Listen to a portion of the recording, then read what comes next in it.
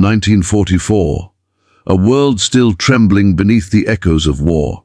Across the Atlantic, in the heart of the United States, a convoy of weary men, Italian prisoners of war, arrived at a small military town somewhere in Texas.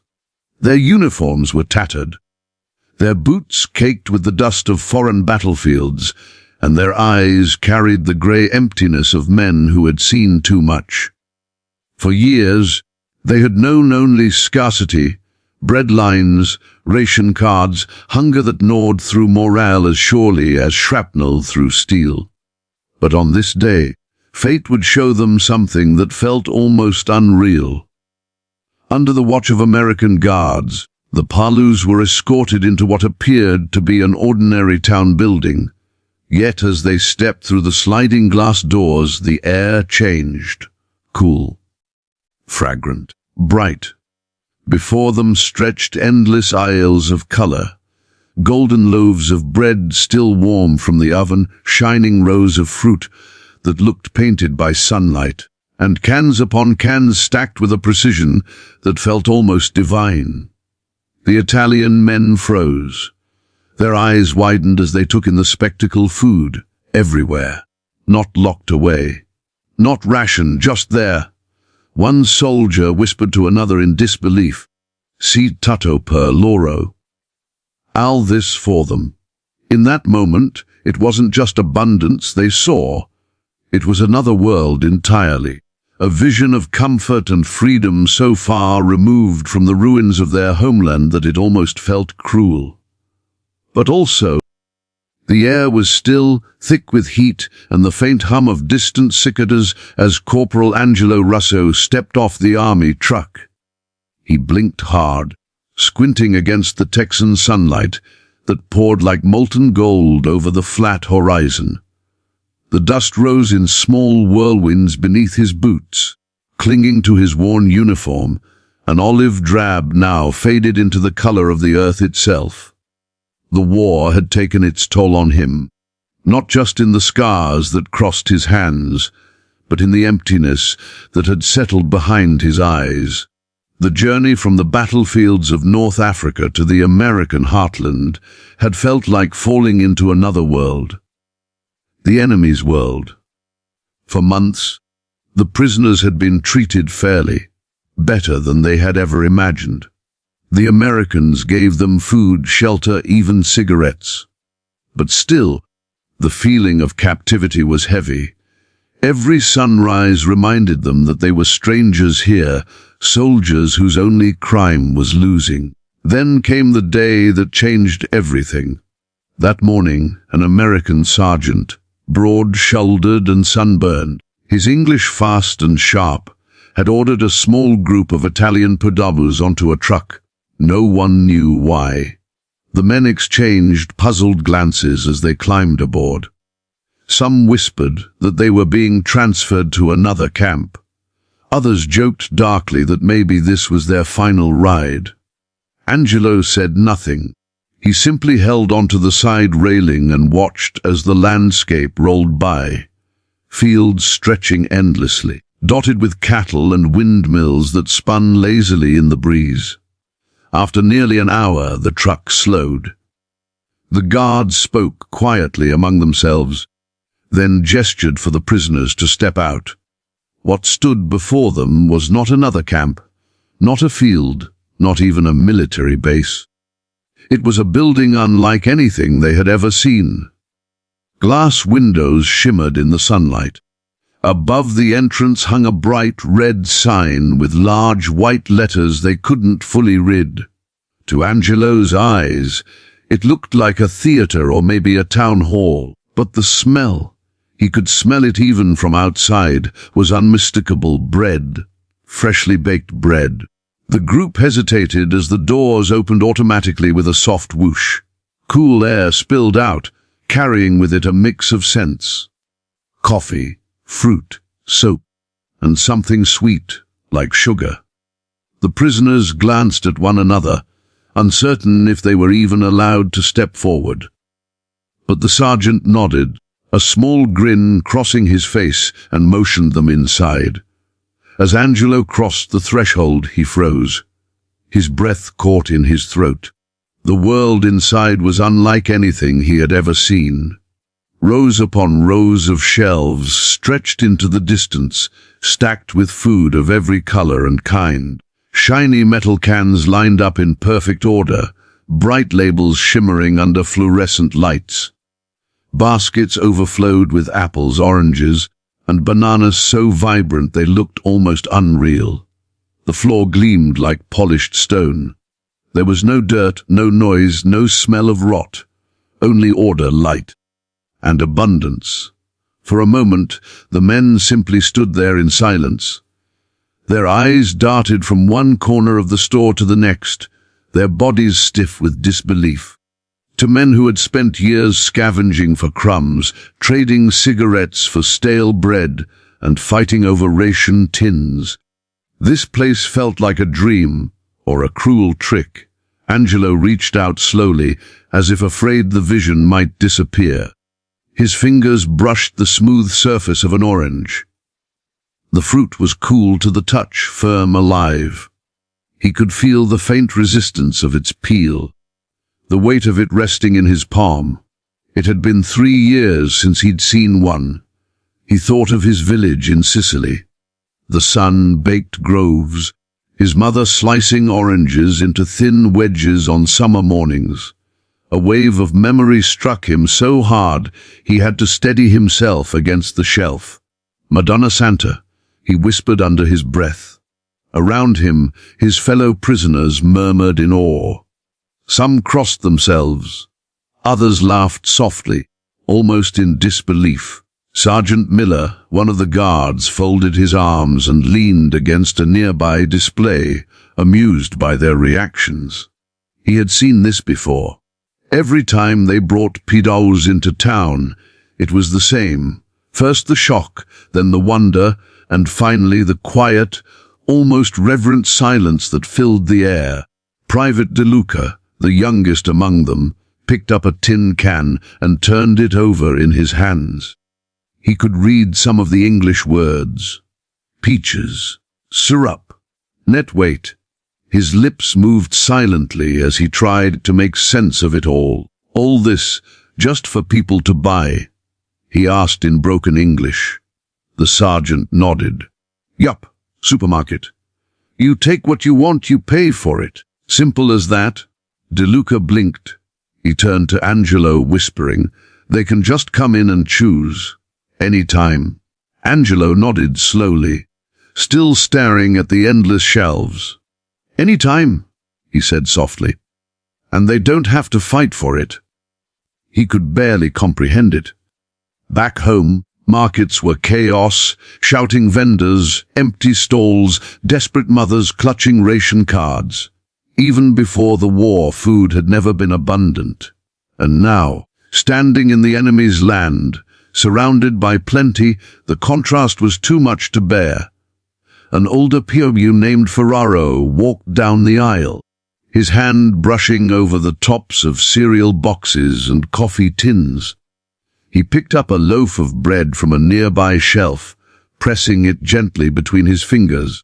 The softness startled him. He tore off a small piece and brought it to his nose, inhaling deeply. The smell was overwhelming, warm, yeasty, alive. He closed his eyes for a moment, his lips trembling.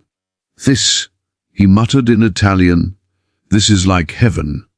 The guards chuckled. "Don't get too excited," one said kindly. "You can't buy anything here." But the Italians didn't care. They weren't thinking about buying.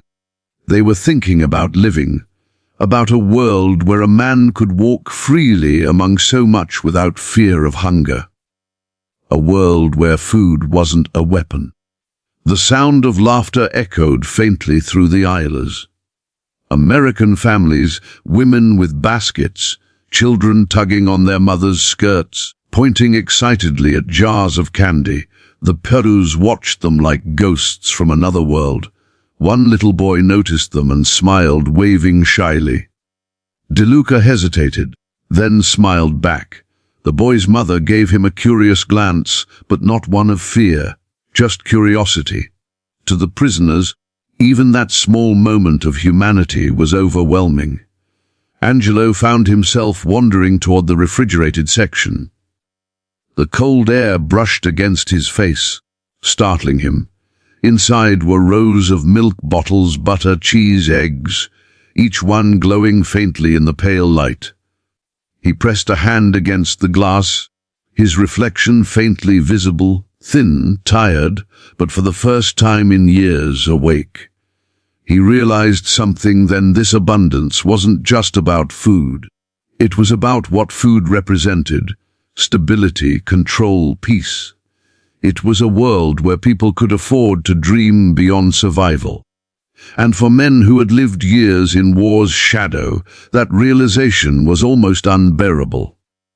The silence among the prisoners grew heavy. No one spoke for several minutes.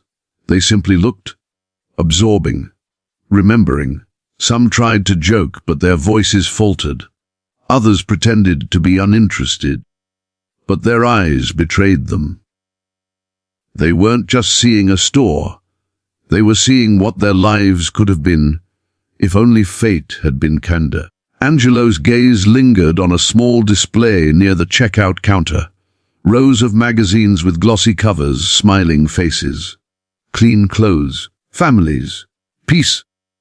He thought of his wife, Maria, and their daughter, Rosa. They were probably standing in a line somewhere back home, waiting for a few ounces of bread. He wondered what she would think if she could see this place. Would she believe it? As the guards gathered them to leave, Angelo took one last look at the supermarket. The bright aisles, the hum of the lights, the smell of fresh coffee. It was an image that would burn itself into his mind, a vision of a world without war. As they stepped outside, the sunlight felt harsher. The heat returned. The noise of the trucks, the barking of orders, it all crashed back into reality. But inside each man, something had changed. On the ride back to camp, no one spoke. The sound of the truck engine filled the silence. Dust trailed behind them as miles of open land rolled by. De Luca finally broke the quiet. "Do you think Italy will ever have something like that?" Angelo turned to him, his eyes distant. "Someday," he said softly. "When the war ends, maybe someday." But in his heart he wasn't sure. Still, he held on to the image. The endless shelves, the fruit, the laughter. A small fragment of another life. Something worth remembering. Something worth hoping for. That night, as the men sat in the barracks eating their usual rations, the men filed deeper into the store, the click of their worn boots echoing softly against the polished floor. To them, every step forward felt like trespassing into a sacred world. It was too clean, too bright, too quiet. The soft hum of the overhead lights was unlike anything they'd heard in months. Steady, comforting, mechanical. It reminded them they were standing inside something built for peace, not war. Angelo walked a few paces ahead, his eyes scanning the aisles like a man seeing color for the first time. He passed a display of golden brown loaves, their crusts still glistening slightly under the bakery lights. The warmth in the air carried the scent of freshly baked bread mixed with butter and sugar. It was a smell that wrapped itself around the senses, familiar yet impossibly distant. He stopped, staring at one loaf that had been placed neatly on a wooden cutting board. He could see the soft texture, the way it indented when a breeze from the door brushed against it. In his mind, he could hear his wife kneading dough in their kitchen, humming a Sicilian folk song while the smell of yeast filled their small home. He reached out as if to touch the bread, but stopped, glancing toward the guard. The sergeant gave a short nod, a small smile forming under his mustache. "Go on," he said quietly. "You can look. Just don't eat it.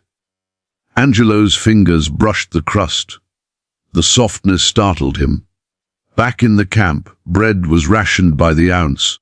Hard as stone and dry as dust, it was sustenance, not comfort. But this was life made tangible. He swallowed hard, forcing down the sudden ache that rose in his throat. A few aisles away, De Luca stood frozen before a shelf of chocolate bars. He stared as though he were looking at pure gold.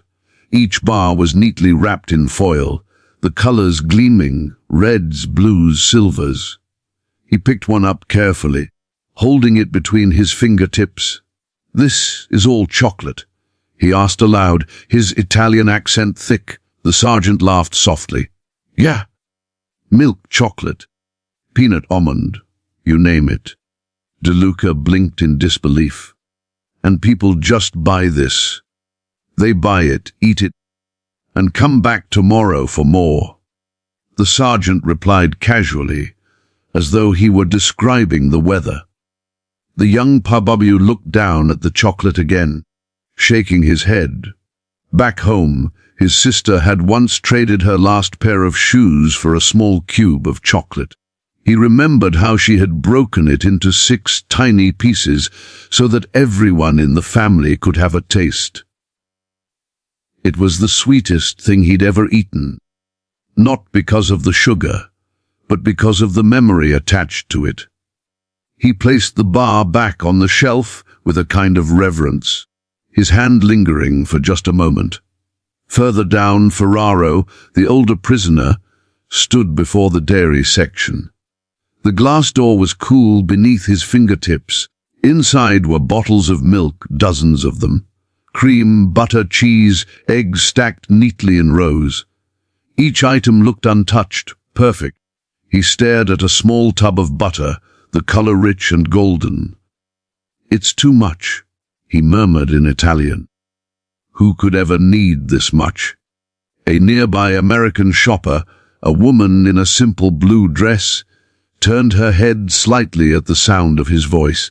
She gave him a polite smile before continuing down the aisle with her basket. Ferraro watched her go, noting how calm she looked, how unhurried. Her basket was half full of food, more than an entire Italian family might see in a week, and yet she walked as if this were nothing extraordinary. The prisoners noticed everything. The quiet music playing faintly from overhead, the soft conversations between customers, the laughter of a child asking for candy. There were no soldiers shouting orders here, no air raid sirens, no hunger hovering over every decision. This was what peace looked like.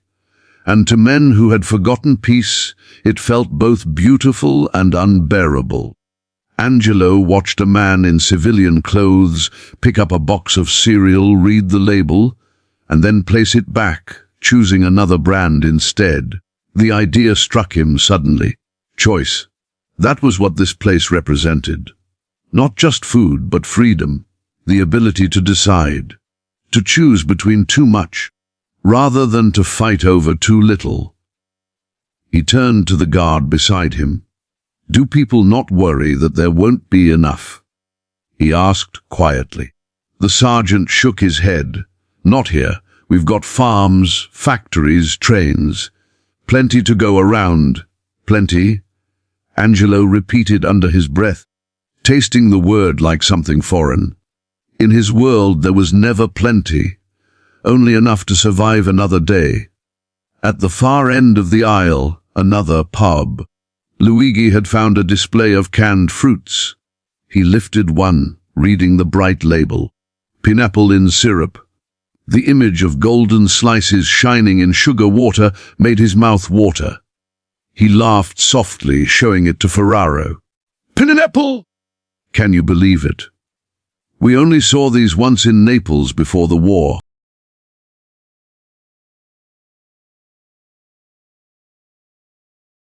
Ferraro chuckled, though there was sadness behind his smile.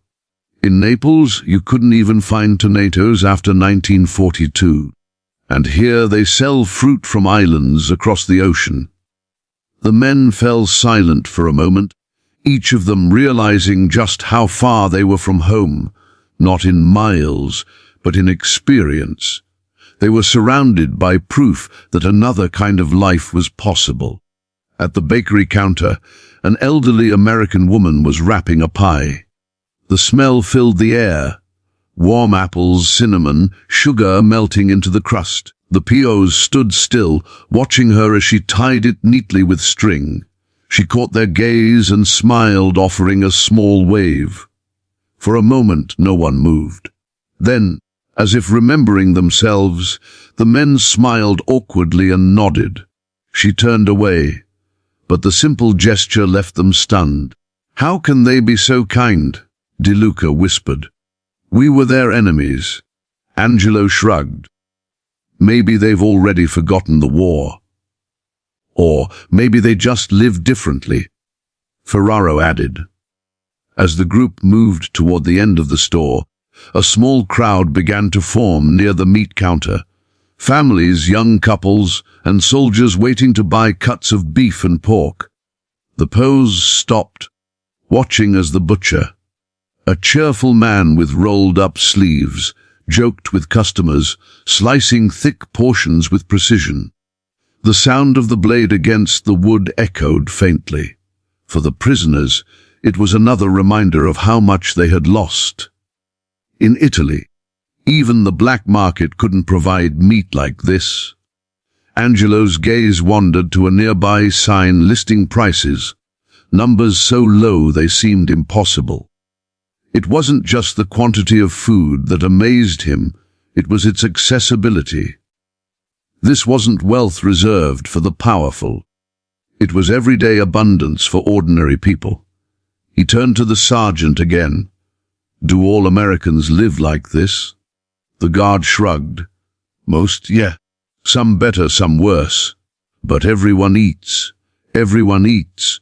The words struck him deeply. In war-torn Europe, that statement was unthinkable. The idea that a whole nation could feed its people so easily felt almost magical. They stopped again near the candy aisle. Rows upon rows of sweets, peppermints, caramels, gumdrops, chocolates lined the shelves. The colors were dazzling under the bright lights. DeLuca's eyes glistened as he picked up a small bag of colorful jelly beans. "Even children can have this?" he asked. "Sure," the sergeant said. "Kids spend their pocket money on it all the time." The young POW looked at the bag for a long moment before setting it down. His hand lingered as if saying goodbye to something he would never touch.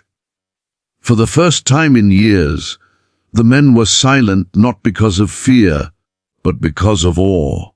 The air around them seemed softer, fuller. They walked slowly, savoring every second, memorizing every detail.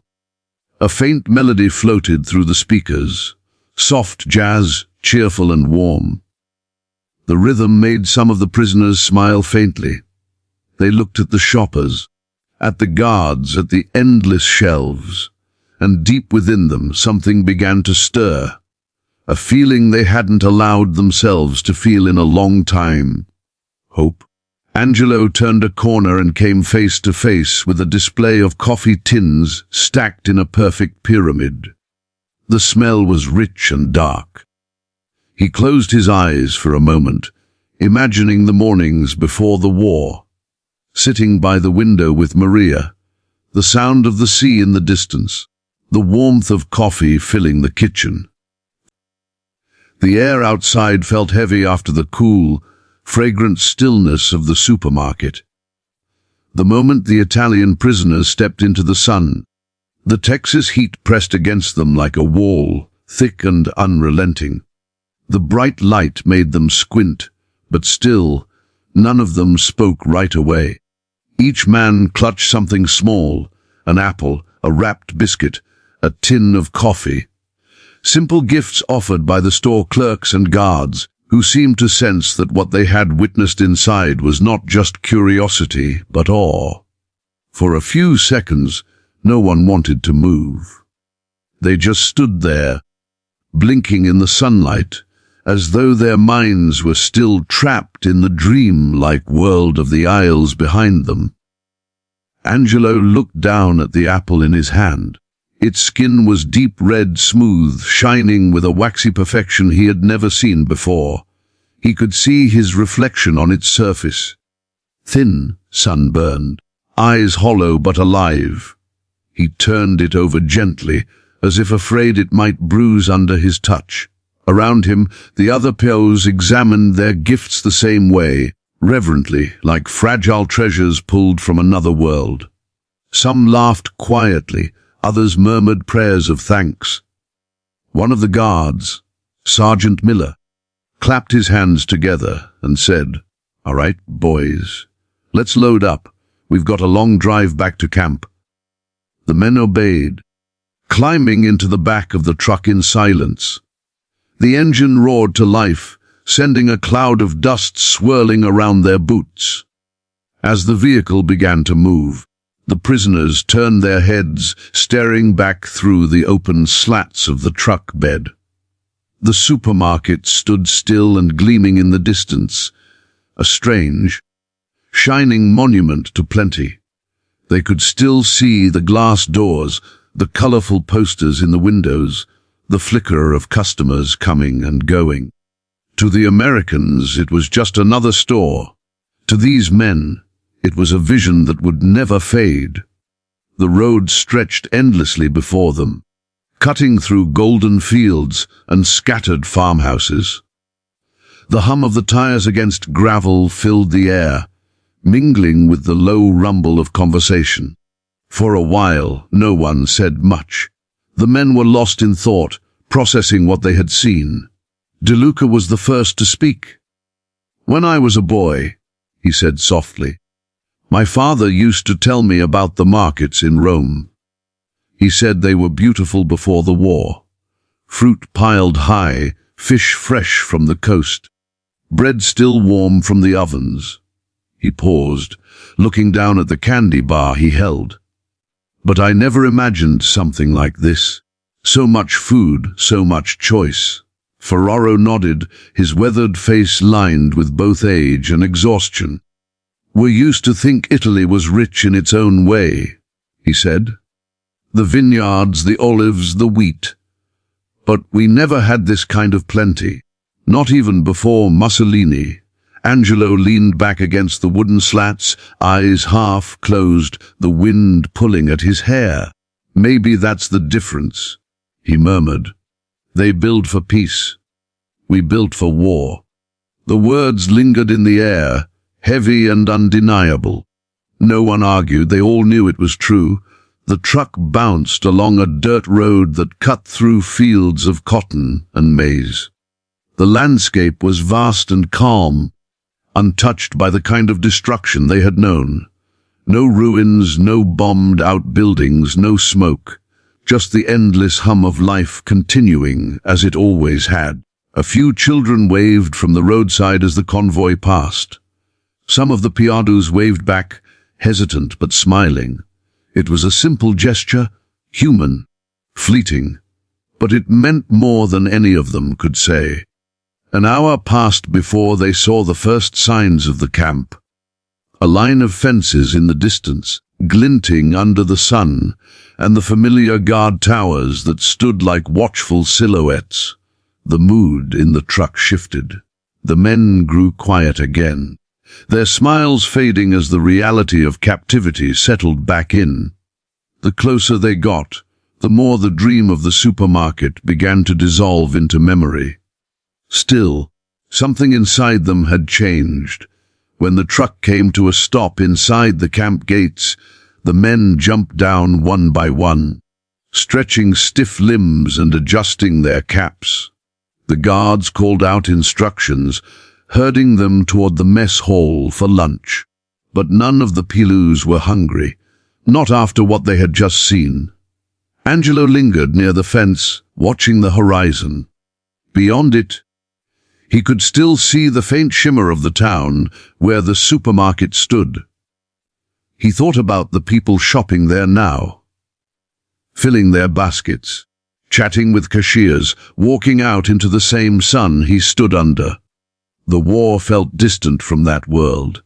It was as if two realities existed side by side, one of hunger and dust, and one of abundance and ease. Later that afternoon, the men gathered in the barracks, their small gifts laid out on a wooden table. The apple, the biscuits, the chocolate, the tin of coffee.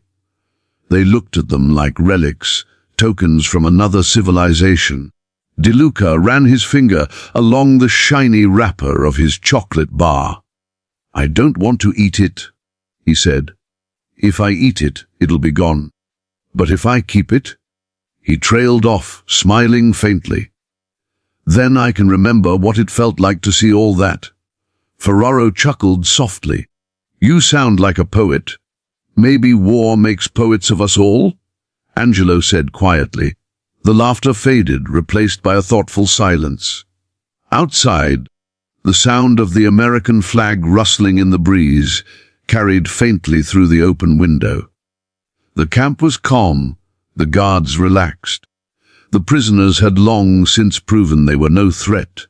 They worked in the fields, built fences, fixed machinery. And yet, in their minds, they were always elsewhere, thinking of home, of food, of peace. That evening the sun sank low, bathing the camp in deep orange light.